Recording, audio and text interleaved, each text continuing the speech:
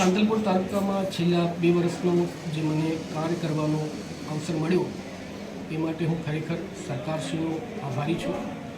એક aspirational block છે સાંતલપુર, અને અહીંયા જે પણ ચેલેન્જીસ છે એ ચેલેન્જીસને મેં અને મારી ટીમે મળીને અમારા પૂરતા પ્રયત્નો કરીને જેટલું પણ શક્ય થયું એ અમે પ્રયત્નો કર્યા છે કે એમનું સોલ્યુશન લાવી શકીએ.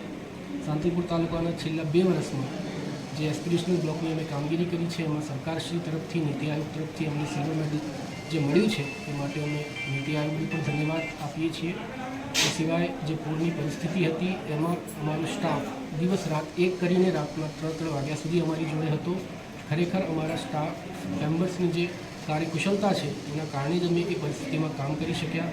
એ સિવાય જે પણ કુપોષણના વિરોધમાં અમે અભિયાન શરૂ કર્યું એમાં પણ અમને તમામ લોકોએ, ગ્રામજનોએ, દાતાશ્રીઓએ જે એમનો પ્રતિસાદ આપ્યો એના કારણે જે કાર્યક્રમ પણ સફળ થઈ શક્યો.